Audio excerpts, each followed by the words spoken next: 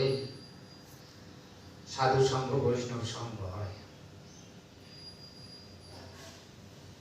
পূর্বজন্মের স্বীকৃতি ছাড়া কখনো সাধু সঙ্গ বৈষ্ণব সঙ্গ লাভ হয়। আর আপনারা সবাই এখানে বৃদ্ধ বৃদ্ধা এসছেন, সবাই তীর্থ করতে এসছেন। বলছে যে তীর্থে বৈষ্ণব নাই সে তীর্থে নাই যায়, কিবা লাভ হাঁটিয়া দূর দেশ। এই টুরিস্ট পার্টিদের সঙ্গে যারা ঘুরতে আসে এদের কি করে সাধারণত ওই ওখানে রাধারানীর মন্দির আছে, বর্ষানা যাও দর্শন করে এসো, আধা ঘন্টা সময় দিল।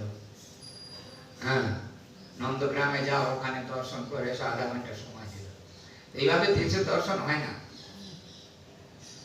তীর্থ দর্শনে প্রত্যেকটা স্থানে বৈষ্ণব সঙ্গে গেলে সেই তীর্থের মহিমা, সেই স্থানের মহিমা মাহাত্ম্য তাদের মুখ থেকে শ্রবণ করা যায়।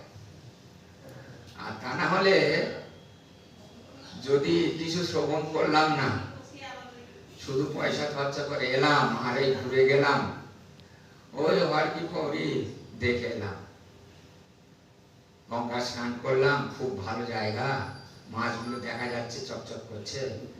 বাঙালি তো মাছ দেখলে আবার লোভ এসে যায়। হ্যাঁ, তো এতে কি হবে? তীর্থের ফল হবে, তীর্থের ফল হবে না। এই জন্য বৈষ্ণব সঙ্গে তীর্থ দর্শন করতে হবে, তবে আমাদের বাস্তব কল্যাণ হবে। তো আপনাদের পূর্ব জন্মের স্বীকৃতি কিছু ছিল, যার জন্যে এই বৈষ্ণব সঙ্গে আর শ্রী ধামের মঠে থেকে, মঠে বাস করে এই ধাম দর্শন করছেন। এইটাকে হরিদ্বার বলে। এখানে আগেকে হরদ্বার ভরদ্বার বলতো, শিবের স্থান, কিন্তু এটা শিবের স্থান ঠিক নয়। এখান থেকে হরিদ্বার মানে হরি আরাধনা করতে গেলে এই দ্বার দিয়ে যেতে হবে, এই জন্য নাম হচ্ছে হরিদ্বার। আর হর কি পৌড়ি বলে, হর কি পৌড়ি না, ওখানে হচ্ছে হর অর্থাৎ শিব, আর পৌড়ি না ওটা পেয়ারি দুর্গা দেবী, ওখানে গঙ্গা দেবী। সেটাই ওখানে ওই প্রচলিত ভাষা এই হর কি পৌড়ি হয়ে গেছে। এইগুলো বৈষ্ণব সঙ্গে গেলে কি হয় সব জানতে পারবেন, তারা তো কিছু জানতে পারবেন না, বাড়িতে গিয়ে বোঝাতে পারবেন না। এই জন্য আমাদের বৈষ্ণব সঙ্গে সবসময় দরকার। আর বৈষ্ণব সঙ্গ শুধু করলে হবে না, আপনারা যে এখান থেকে এসছেন দর্শন করছেন, বৈষ্ণব সেবা করতে হবে। সাধু সঙ্গ সর্বশাস্ত্রে কয়, লবমাত্র সাধু সঙ্গে সর্বসিদ্ধি হয়। আর হচ্ছে বৈষ্ণব সেবা।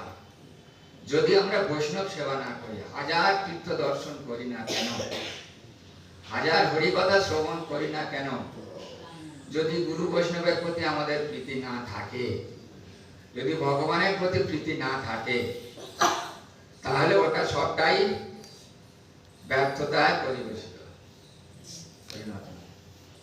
এই জন্য আমাদের বৈষ্ণব সেবা করতে হবে। ছাড়িয়া বৈষ্ণব সেবা নিস্তার পেয়েছে কেবা বলা আছে। আগে আমাদের বৈষ্ণব সেবা করতে হবে। এই মঠবাস করতে গেলে যারা মঠবাসী তাদেরকে প্রথম যখন মঠে আসে তাদেরকে সবকিছু সেবা করতে হয়। ও গোশালা থাকলে গোশালা থেকে আরম্ভ করা, বাসন মাজা, ঘর পরিষ্কার করা, সবকিছু সেবা, এগুলো বৈষ্ণব সেবার অন্তর্গত। এইগুলো যদি কেউ না করতে পারে তাহলে তার মঠবাসের সার্থকতা হবে না। মঠে এলাম, আমি লেখাপড়া শিখে এসেছি, হ্যাঁ, আমার একটা ব্যক্তিত্ব আছে, এখানে কি আমি গোশালায় কাজ করতে পারি না ঘর ঝাড় দিতে পারি, এইসব চিন্তা রাখলে চলবে না।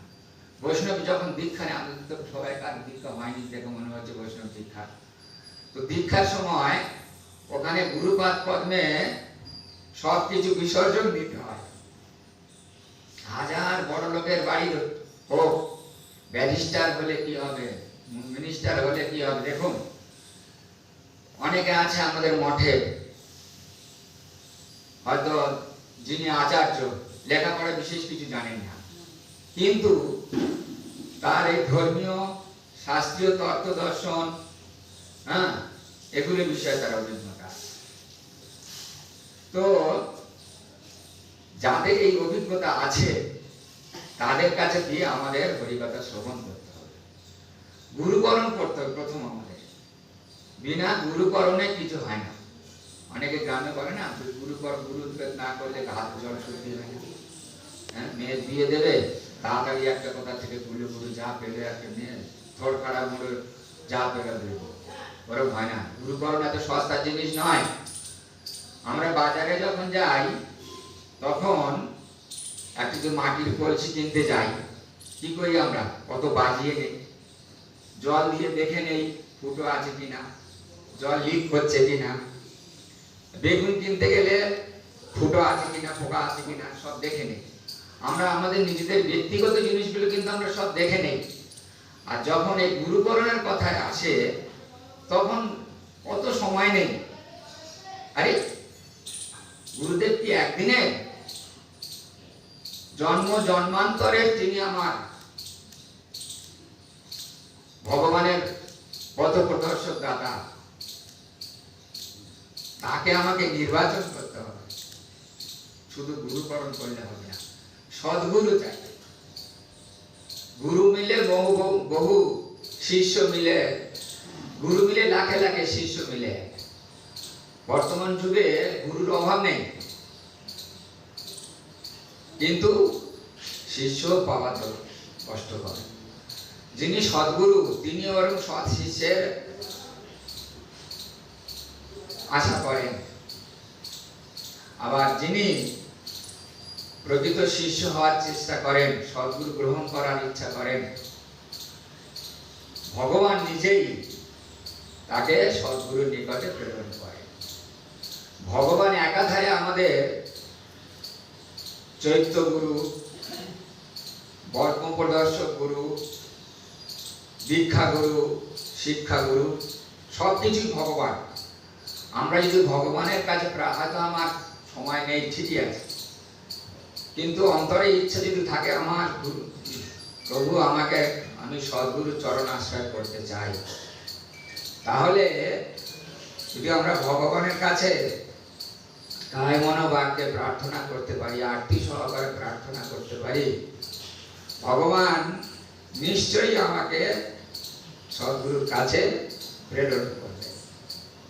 কিন্তু সেটা আমাদের মনের মধ্যে বাসনা থাকতে হবে।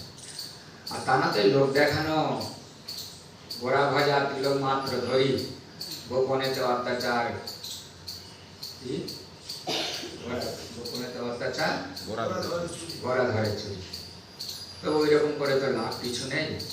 মনে মনে বলছি, লোককে দেখাচ্ছে হ্যাঁ আমি সদ্গুরু আচরণ, সদ্গুরু গ্রহণ করবো, ভিতরে ভিতরে ভাবছি কি দরকার বাবা, গৌরী মঠে গেলে এই উপবাস করতে করতে মাথা খেয়ে দেবে, তারপরে নিরামিষ খাও, এটা খেতে পারবে না, সেটা খেতে পারবো না। বাবা আমরা ওসব কিছু করতে পারবো না, আমরা সব কিছু করবো, সেরকম গুরু চাই। তো সেই রকম গুরু ভগবান দেবেন। যাদৃশী ভাবনা যস্য সিদ্ধির ভবতি তাদৃশী গীতাতে বলা আছে। যার যেমন ভাবনা ভগবান তাকে সেই রকম সিদ্ধি প্রদান করে। এই যে হরিদ্বারে এখানে ভাগবত পারায়ণ হয়েছিল, আপনারা সেই স্থানে সবাই এসছেন। আর এই গঙ্গা দেবীর মহিমা তো অফুরন্ত মহিমা, একে বর্ণনা করে করা যায়। দেখুন আপনারা এমনি কলের জল, টিউবওয়েলের জল, বা এখন সব মিনারেল ওয়াটার বেরিয়েছে, ঘরে রেখে দিন, 1 মাস থাকলে পোকা হয়ে যাবে।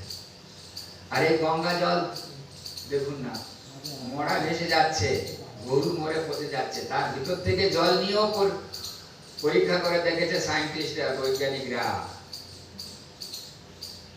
কিছু খুঁজে পায়। অবাক সবাই, সারা বিশ্ব অবাক। আজকে বিদেশিরা পর্যন্ত তারাও অবাক হয়ে যাচ্ছে যে গঙ্গা দেবীর কি মহিমা। তো এই গঙ্গা দেবীকে স্নান করবেন, আরতি সহকারে গঙ্গা দেবীকে প্রার্থনা করবেন। গঙ্গা দেবী আপনাদের মনোবাসনা পূর্ণ করবেন। আর এই সামনে রাধা বিহারী আছেন,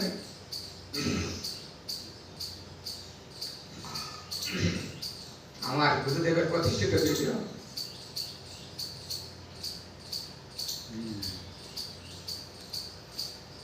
প্রার্থনা করে যাবেন সবাই, যাতে সবাই হরিভজন করতে পারে, কারণ হরিভজন ছাড়া আমাদের কিছু নেই।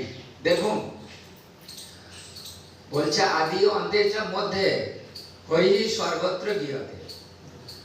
যখন জন্ম হয় বাচ্চার, তখন মুখে ভাত হয় কি?